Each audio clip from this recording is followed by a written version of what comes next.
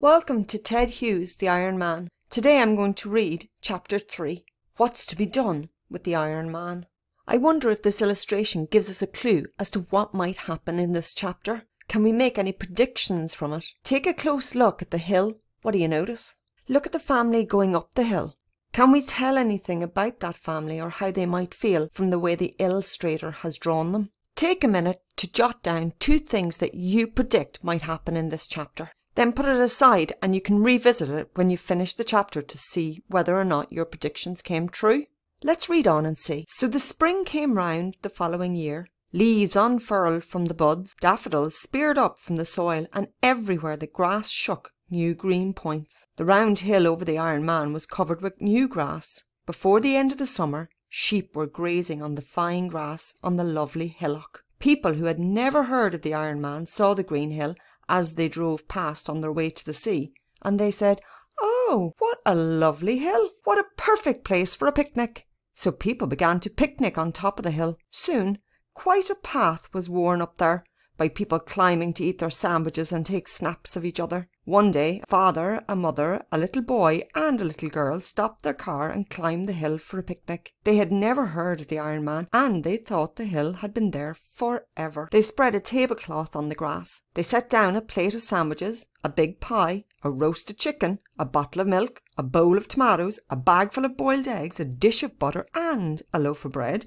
with cheese and salt and cups. The father got a stove going to boil some water for tea, and they all lay back on rugs, munching food and waiting for the kettle to boil under the blue sky. Suddenly the father said, "Oh, that's funny." "What is?" asked the mother. "I felt the ground shake," the father said. "Here, right beneath us." "Probably an earthquake in Japan," said the mother. "An earthquake in Japan?" cried the little boy. "How could that be?" So the father began to explain how an earthquake in a far distant country that shakes down buildings and empties lakes sends a jolt right around the earth. People far away in other countries feel it as nothing more than a slight trembling of the ground. An earthquake that knocks a city flat in South America might do no more than shake a picture off a wall in Poland. But as father was talking, the mother gave a little gasp, then a yelp. "The chicken!" she cried. "The cheese! The tomatoes!" Everybody sat up. The tablecloth was sagging in the middle. As they watched, the sag got deeper and all the food fell into it, dragging the tablecloth right down into the ground. The ground underneath was splitting, and the tablecloth, as they watched, slowly folded and disappeared into the crack, and they were left staring at a jagged, black crack in the ground.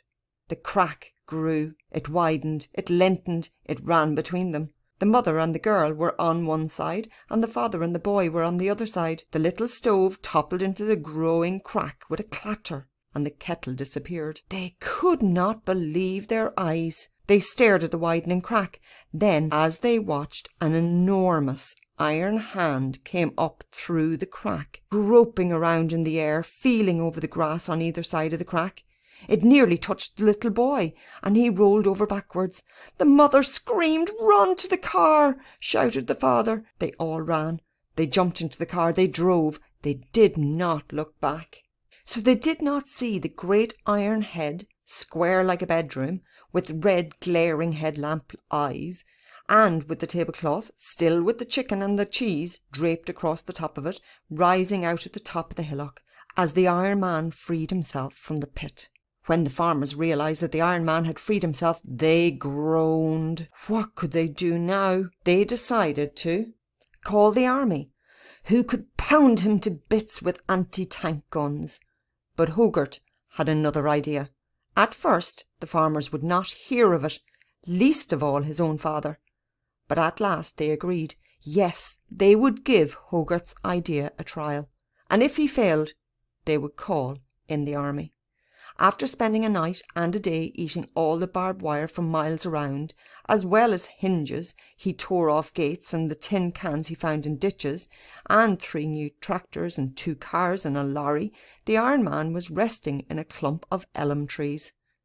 There he stood, leaning among the huge branches, almost hidden by the dense leaves, his eyes glowing a soft blue. The farmers came near along a lane in cars so they could make a quick getaway if things went wrong. They stopped 50 yards from the clump of elm trees. He really was a monster. This was the first time most of them had had a good look at him. His chest was as big as a cattle truck. His arms were like cranes, and he was getting rusty, probably from eating all the old barbed wire. Now, Hogarth walked up towards the Iron Man. "Hello!" he shouted, and stopped. "Hello, Mr. Iron Man!" The Iron Man made no move. His eyes did not change. Then Hogarth picked up a rusty old horseshoe and knocked it against a stone. Clunk, clunk, clunk. At once the Iron Man's eyes turned darker blue, then purple, then red, and finally white, like a car headlamps. It was the only sign he gave of having heard. "Mr. Iron Man," shouted Hogarth, "we've got all the iron you want, all the food you want, and you can have it for nothing, if only you'll stop eating up the farms." The Iron Man stood up straight. Slowly he turned, till he was looking directly at Hogarth. "We're sorry we trapped you and buried you," shouted the little boy. "We promised we'll not deceive you again. Follow us and you can have all the metal you want, brass too, aluminium too, and lots of old chrome. Follow us." The Iron Man pushed aside the boughs and came into the lane. Hogarth joined the farmers. Slowly they drove back down the lane, and slowly, with all his cogs humming, the Iron Man stepped after them. They led through the villages. Half the people came out to stare, half ran to shut themselves inside bedrooms and kitchens. Nobody could believe their eyes when they saw the Iron Man marching behind their farmers. At last they came to the town, and there was a great scrap metal yard. Everything was there. Old cars by the hundred, old trucks, old railway engines, old stoves, old refrigerators, old springs, bedsteads, bicycles, girders, gates, pans. All the scrap iron of the region was piled up there, rusting away. "There!" cried Hogarth. "Eat all you can." The Iron Man gazed, and his eyes turned red. He kneeled down in the yard. He stretched out on one elbow. He picked up a greasy black stove and chewed it like a toffee. There were delicious crumbs of chrome in it. He followed that with a double-decker bedstead, and the brass knobs made his eyes crackle with joy. Never before had the Iron Man eaten such delicacies. As he lay there, a big truck turned into the yard and unloaded a pile of rusty chain. The Iron Man lifted a handful and let it dangle into his mouth, better than any spaghetti. So there they left him. It was an Iron Man's heaven. The farmers went back to their farms. Hogarth visited the Iron Man every few days. Now the Iron Man's eyes were constantly a happy blue. He was no longer rusty. His body gleamed blue like a new gun barrel. And he ate endlessly. I wonder if you've noticed how Ted Hughes has been using colour to express feelings. Think about the colour of the Iron Man when he's happy, and how his eyes change colour. We have reached the end of chapter 3 now, so I hope you've really enjoyed that.